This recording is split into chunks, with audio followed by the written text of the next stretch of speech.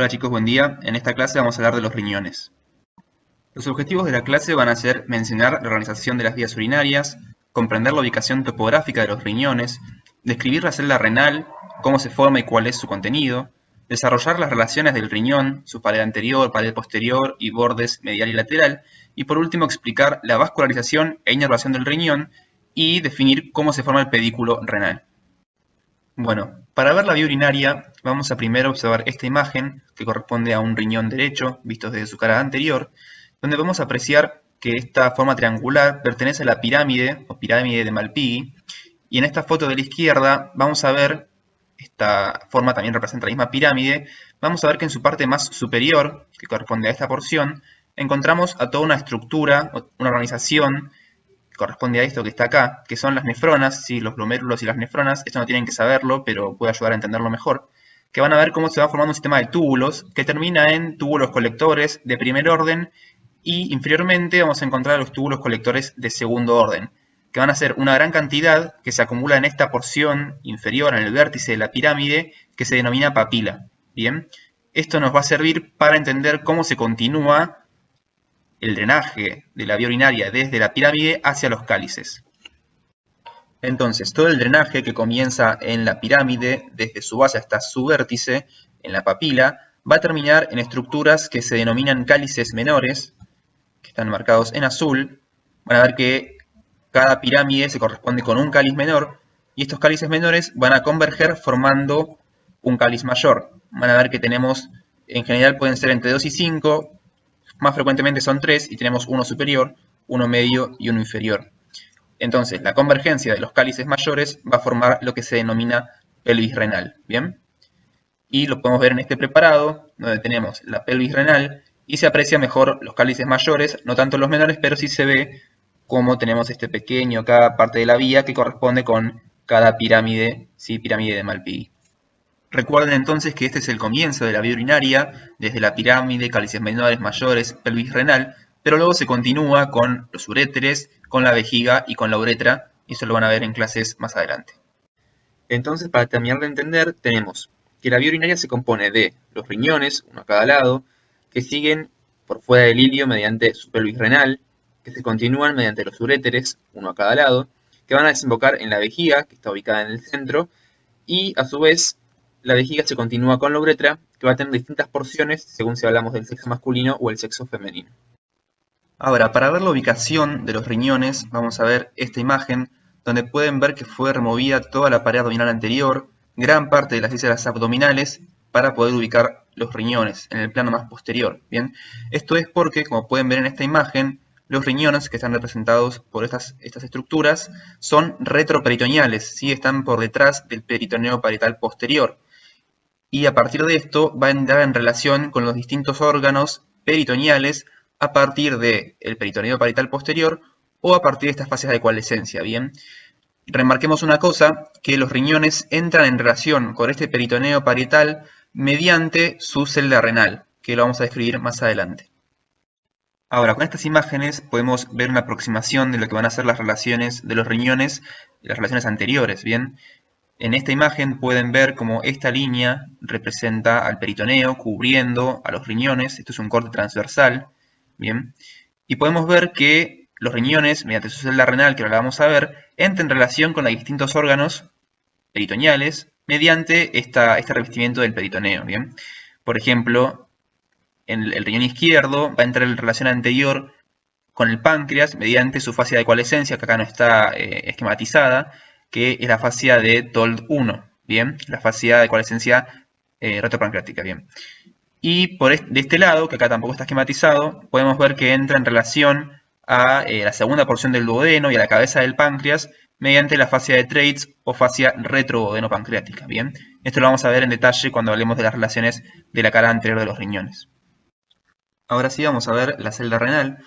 Vamos a ver que la celda renal se constituye por una fascia que depende del tejido conjuntivo que tapiza el peritoneo, ¿bien? Y vamos a ver que en el borde lateral del riñón, en este corte transversal visto desde inferior, en el borde lateral del riñón se divide en dos hojas, ¿sí? Dos hojas fibrosas. Una primera hoja que es anterior al riñón, que se denomina hoja prerrenal, y otra que es posterior. Y así van a envolver al riñón. esta hoja retrorrenal, van a ver que en el extremo más medial se adosa a la fascia que recubre a este músculo, que es el psoas mayor. Ahora lo vamos a ver mejor en las relaciones de su cara posterior. Y luego se va a adosar a el tejido conjuntivo que recubre los vasos. Bien, lo mismo sucede con la hoja anterior. Una vez llegado al idio del riñón, a su extremo más medial, se une al tejido conjuntivo que rodea a los vasos. En este corte vamos a ver todos estos órganos, los vamos a describir más adelante. Lo que interesa ahora es que puedan ver desde una vista sagital cómo todo lo que es la celda renal envuelve al riñón y también envuelve a la glándula suprarrenal, ¿bien? Y entre medio de estas dos va a emitir un tabique que se denomina tabique intersuprarrenorrenal, ¿bien? También es importante que sepan que la hoja anterior va a estar en contacto directo con el peritoneo, ¿sí? En cambio, la hoja posterior va a estar separada de la pared abdominal posterior por un tejido adiposo que ahora vamos a ver en detalle, ¿bien? Entonces, tenemos al riñón y entre el riñón y las hojas de esta fascia vamos a encontrar también un tejido adiposo que se denomina cápsula adiposa, ¿bien? Entonces tenemos al riñón, a una cápsula adiposa, todo esto envuelto por las hojas de la fascia, y luego en la cara posterior mayormente tenemos otro cúmulo de tejido adiposo que lo separa de la pared abdominal posterior. Hacemos dos aclaraciones entonces, que este cúmulo de tejido adiposo que está por detrás de la celda renal lo vamos a encontrar únicamente en la mitad inferior de la cara posterior del riñón, ¿sí? Esto es porque la hoja retrorrenal, desde su extremo superior hasta el extremo inferior del diafragma, está adherido al mismo, ¿sí? Toda la hoja retrorrenal que está apoyada sobre el diafragma está unida a este músculo. Entonces, una vez que se abandona la relación con el diafragma y entra en relación con los músculos de la pared abdominal posterior, encontramos interpuesto a este tejido adiposo. Entonces, para intentar comprenderlo un poco mejor de manera esquemática, hicimos este dibujo, que sería una vista sagital del riñón, ¿bien? Y vamos a ver que, representado en este color marrón, tenemos al riñón, representado en amarillo la glándula suprarrenal, y vamos a ver cómo todo esto está envuelto por este tabique de color verde, que vendrían a ser las hojas de la fascia renal. La dependencia, que lo pusimos otro color para que puedan identificarla mejor, es el tabique intersuprarrenal, que también pertenece a la fascia renal, ¿bien? Y fíjense cómo dentro de la celda renal tenemos a todo este tejido adiposo, ¿sí? Que también se llama cápsula adiposa o grasa perirrenal, ¿bien? Ahora, por fuera de esta celda, vamos a encontrar en la mitad inferior del riñón a este tejido adiposo que lo separa de la pared muscular, de la pared abdominal posterior, y este tejido adiposo se denomina cuerpo adiposo pararrenal o grasa pararrenal, ¿bien? Bien, entonces el contenido de esta célula renal, como fuimos viendo recién, va a ser el riñón, la glándula suprarrenal, que lo vimos en la imagen anterior, por supuesto todos los vasos y nervios que ingresan adentro de esta celda para vascularizar o inervar el riñón, y por último la cápsula adiposa que rodea al mismo. Bien, ahora vamos a empezar a ubicarnos dónde está el riñón exactamente. Para empezar, sabemos que los riñones de ancho miden aproximadamente 6 centímetros y que de largo miden aproximadamente 12 centímetros. Bien, esto nos sirve para poder ubicarlos desde la anatomía de superficie. Sabemos que como los riñones tienen una orientación de superior a inferior un poco oblicua hacia lateral, vamos a ver que desde la línea media hacia el borde medial del polo superior va a haber aproximadamente entre 3 y 4 centímetros, pero si nos vamos alejando inferiormente vemos que aumenta esta distancia entre 5 y 6 centímetros. Entonces, como sabemos que los riñones de ancho miden aproximadamente 6 centímetros, podemos ubicar dónde va a estar este riñón en relación a la línea media, ¿bien?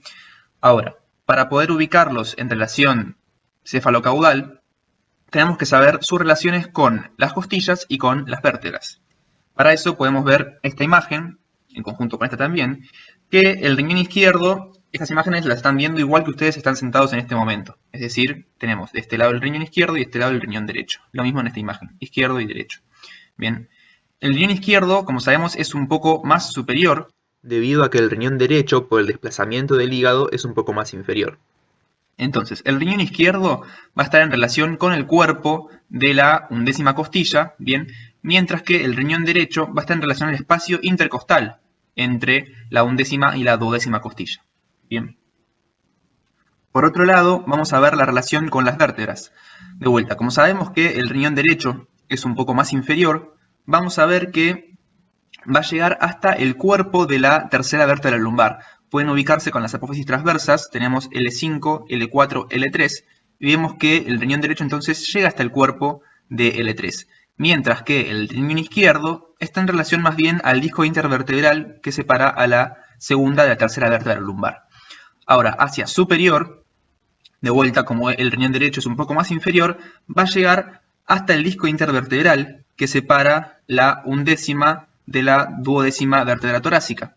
En cambio, el riñón izquierdo, como es más superior, va a llegar hasta el cuerpo de la undécima vértebra torácica.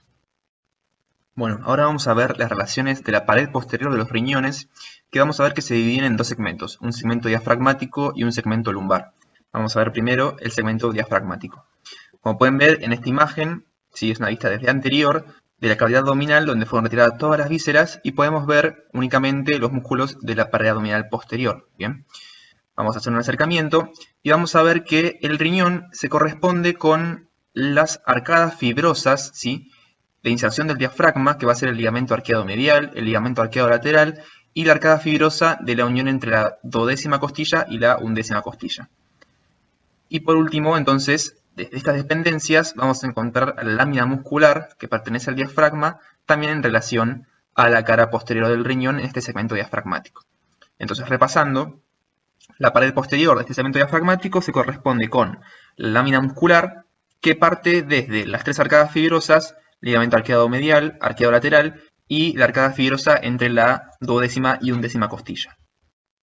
Y por último, como sabemos que está en relación al diafragma, podemos ver en esta otra imagen, en una vista sagital, ¿sí?, tenemos el riñón, tenemos el diafragma, representado por esta línea amarronada, y podemos ver que por detrás del diafragma, entre el mismo y las costillas, vamos a encontrar a este receso, que es el receso costodiafragmático, que es un receso pleural. Bien, es importante porque también está en relación en esta porción del segmento diafragmático.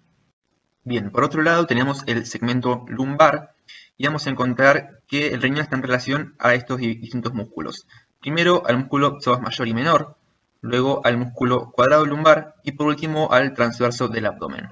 Recuerden que estas relaciones con estos músculos van a ser mediante el cuerpo adiposo pararrenal y a su vez este cuerpo adiposo pararrenal va a estar en relación a las fascias que tapizan estos músculos. Bien, entonces entre el riñón propiamente dicho y estos músculos tenemos a la cápsula adiposa, a la fascia renal, al cuerpo adiposo pararrenal y a la fascia que tapiza a los músculos individualmente cada uno.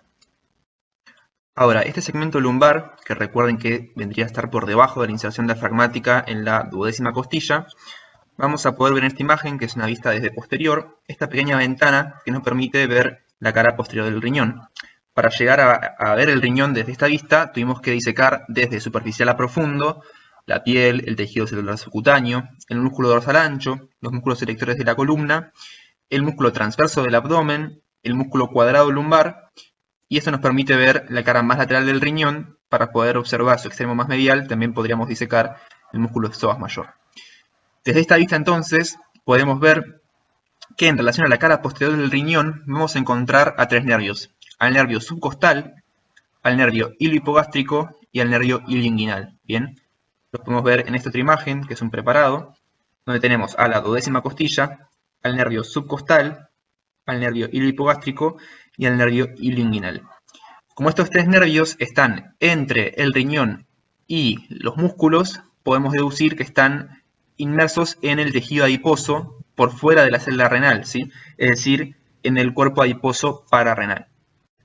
Bueno, hasta acá entonces vimos las relaciones de la pared posterior, que aunque los riñones izquierdo y derecho son diferentes en relación a su altura, las relaciones de la pared posterior son muy parecidas, ¿sí?, son casi idénticas. El riñón izquierdo, al ser un poco más alto, entra en relación más con el diafragma que el riñón derecho. Bien, ahora en cambio vamos a ver las relaciones de la pared anterior, que van a diferir mucho entre un riñón y otro. Empecemos por el riñón derecho.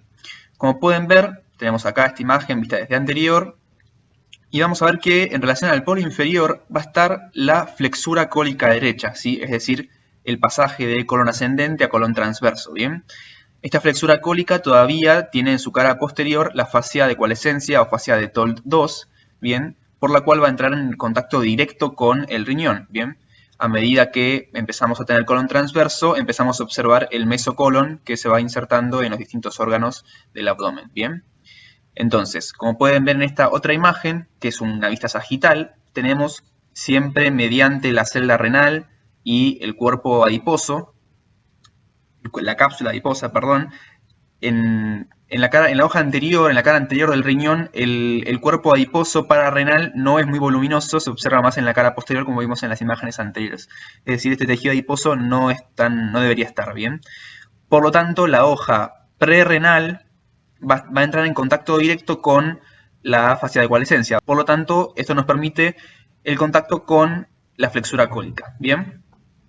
Por otro lado, más a lo largo de todo el riñón, pero más cerca de su borde medial, va a entrar en contacto con la segunda porción del duodeno, ¿bien? Y en este caso es lo mismo, la segunda porción del duodeno va a estar en contacto mediante su fascia de coalescencia o fascia retroduodenal, que luego también va a ser retroduodenopancreática cuando metemos la cabeza del páncreas de por medio, y entonces vamos a tener la fascia de Treitz, ¿bien?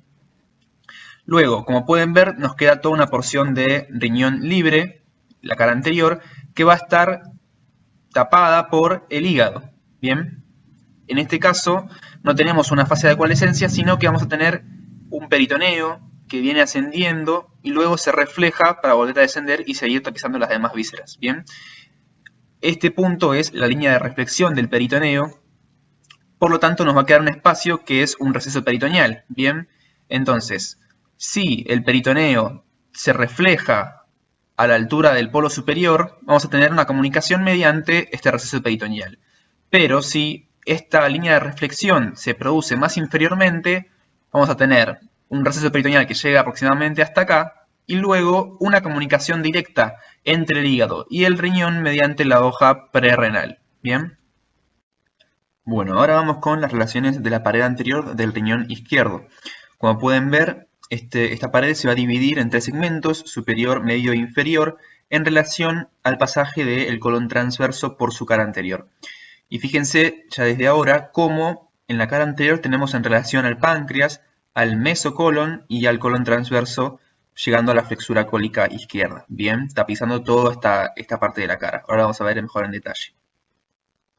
Bueno, ahora vamos a ir segmento por segmento. Empezamos con el segmento superior. Quiero que miren esta imagen, que es una vista desde anterior. Bien, vamos a acercarlo un poco. Y vamos a empezar, obviamente, por el segmento superior, es decir, supracólico, donde pueden ver que la cara anterolateral y anterosuperior del riñón va a entrar en contacto con la cara renal del vaso. Bien, que recuerden que era por detrás del ilio del vaso. Bien, entonces, esta imagen también lo pueden apreciar. Y como pueden ver, al mismo tiempo vamos a tener en relación a los vasos esplénicos, ¿bien? Que corren por la cara posterior del páncreas, como lo pueden ver acá, ¿bien? Entonces también tenemos en este segmento superior o supracólico, en relación anterior, la parte del cuerpo y parte de la cola del páncreas, ¿bien? Y ahora quiero que miren esto. Tenemos representado el estómago, ¿sí? En rosa, y como pueden ver, todo este segmento superior o supracólico va a estar tapado o por el páncreas o por el vaso, o acá no está esquematizado, pero por el mesocolon, ¿bien? Y el único pedacito que va a estar libre, que va a estar en relación directa con el estómago, va a ser esta parte de acá. Si ven, sacamos el estómago, y la única parte que podemos observar del riñón directamente es este triángulo que se llama triángulo gástrico, ¿bien?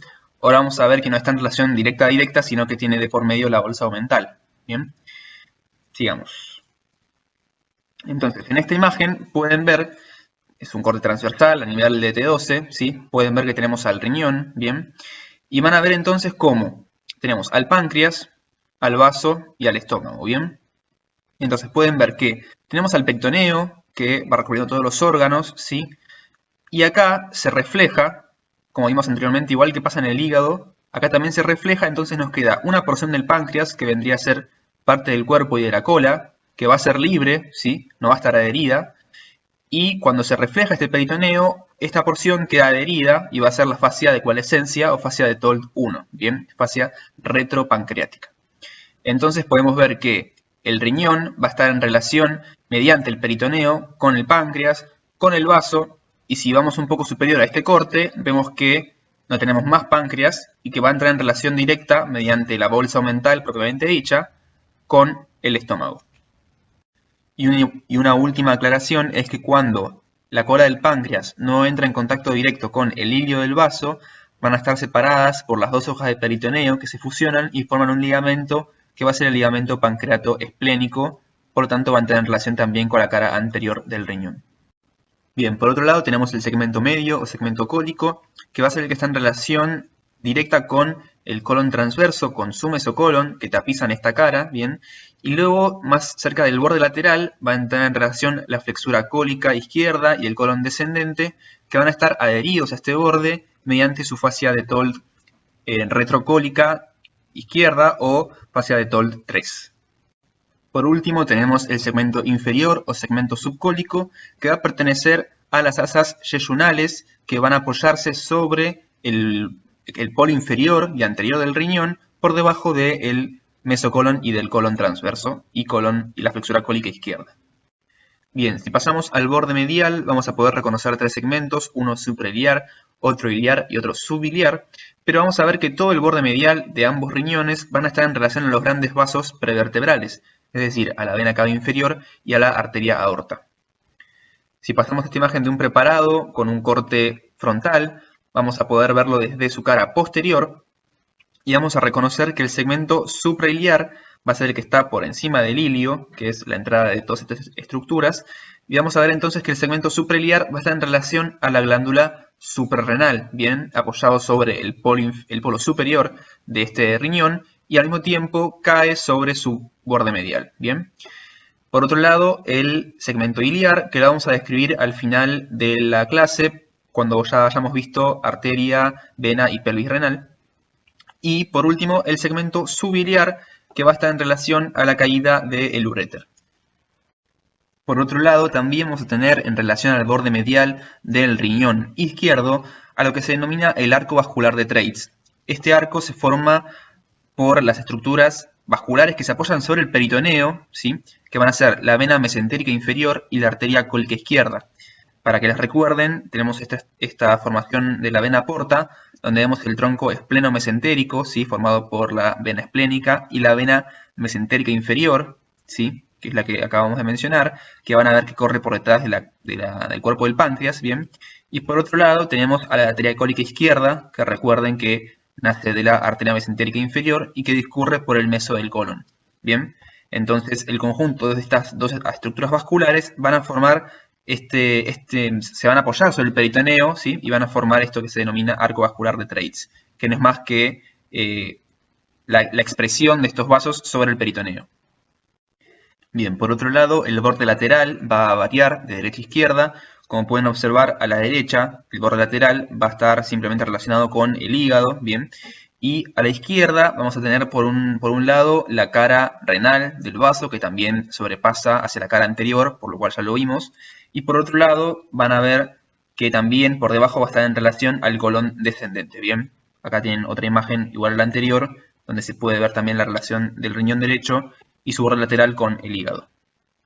Bien, pasamos a la última parte de la clase, que va a ser vascularización e inervación. Bien, empecemos por la irrigación, que la vamos a dividir en la irrigación del riñón propiamente dicho y la irrigación de la cápsula adiposa perirrenal. Bien, la irrigación del riñón propiamente dicho va a estar dada por la arteria renal, que como ustedes ya saben, se origina a nivel de L1 de la aorta abdominal y en general va a ser una para cada lado, para cada riñón. Esto puede variar, puede haber hasta 2 o 3 arterias renales para cada riñón, pero eso no es muy frecuente. Lo frecuente es que haya una para cada uno, ¿bien? Y vamos a observarlo en este preparado, donde ya pueden darse cuenta que las arterias renales se encuentran en un plano posterior a las venas renales, ¿bien? Ahora pasemos a lo que es la irrigación del riñón propiamente dicho. Como vimos recién, va a estar dada por la arteria renal, que se va a dividir en una rama anterior y una rama posterior.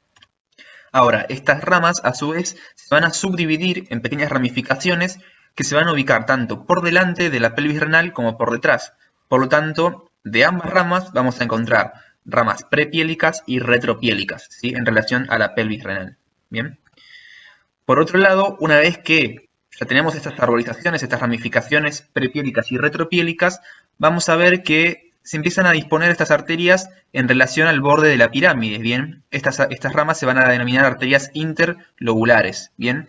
Y por último, vamos a ver que llegados a la base de la pirámide, terminan dando estas pequeñas ramitas, ¿sí? Que van también para la corteza, que se denominan arterias interloburillares.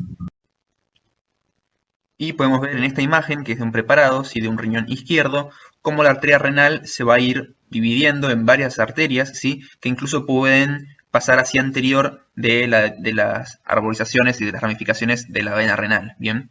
Por supuesto, no se puede ver en detalle las ramas más pequeñas porque es más difícil preservarlas, ¿bien? Si pasamos a la irrigación de la cápsula adiposa, vamos a ver que se denominan arterias capsulares, también lo pueden encontrar como arco o arcada exorrenal, porque está por fuera del riñón, dentro de la célula renal, pero no en el riñón propiamente dicho, sino en la cápsula adiposa, ¿bien?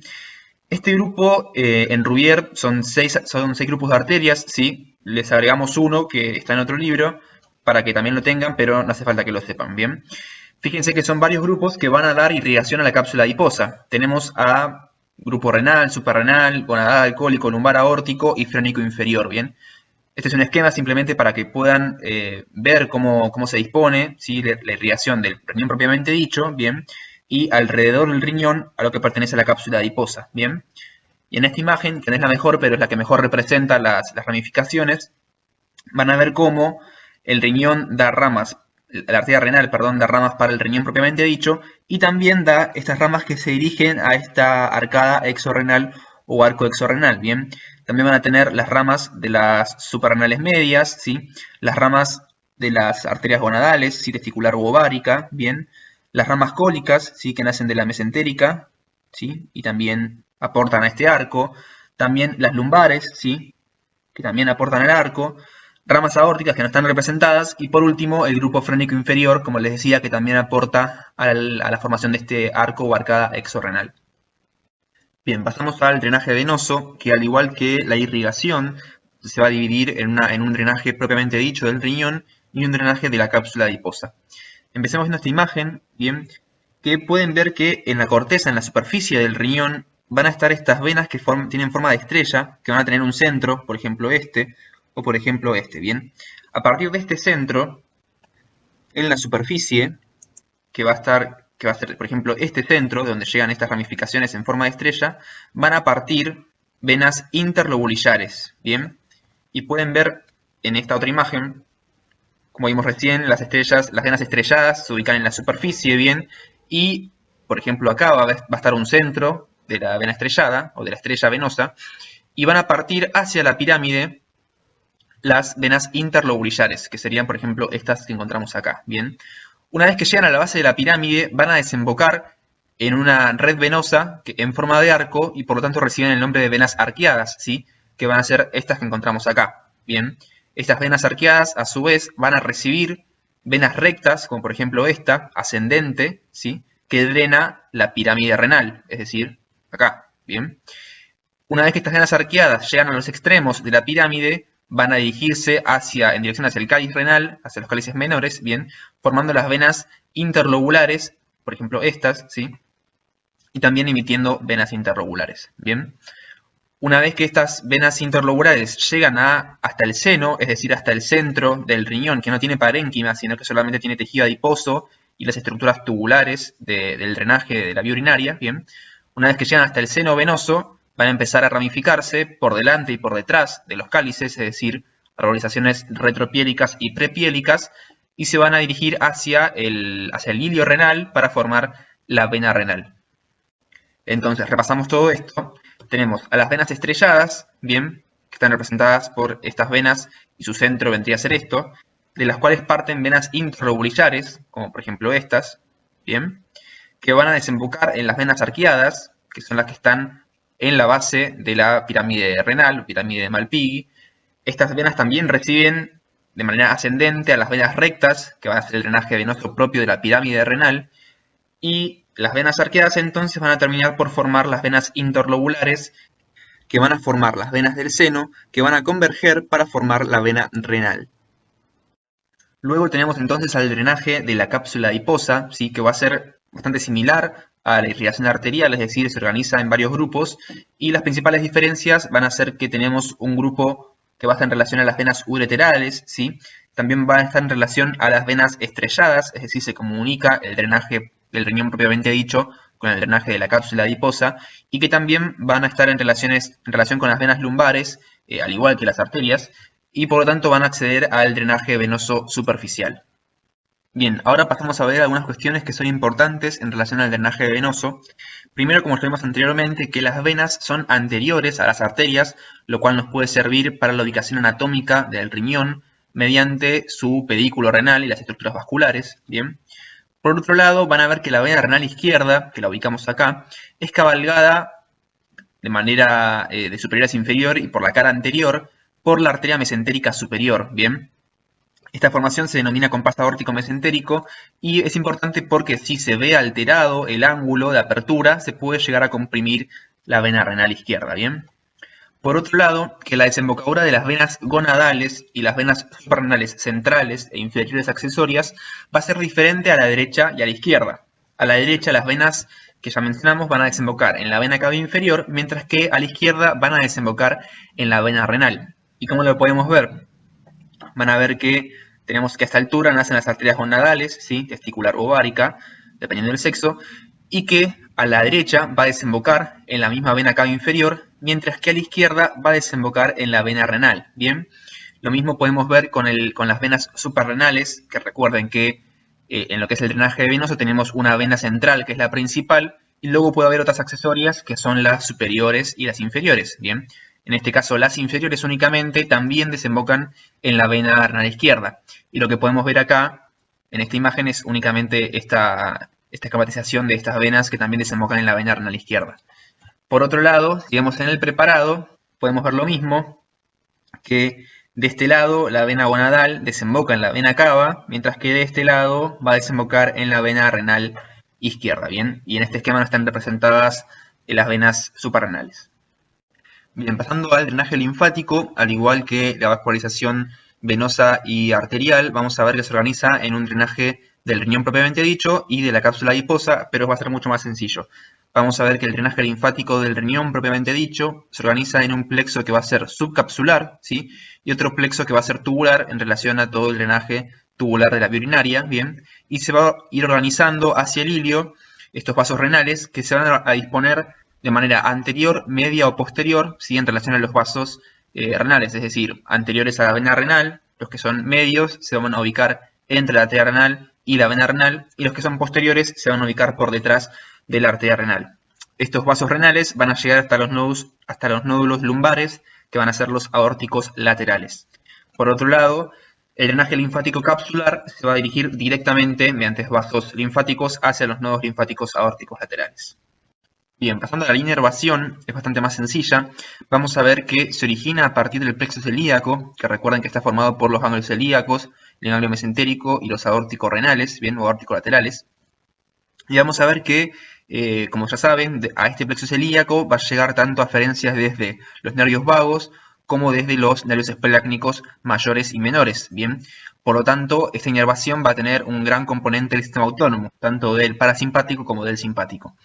Y vamos a ver que a partir de este plexo celíaco, principalmente a partir de los ganglios aórticos renales, van a partir aferencias tanto por delante como por detrás de la arteria renal para llegar hasta el riñón e inervar al mismo.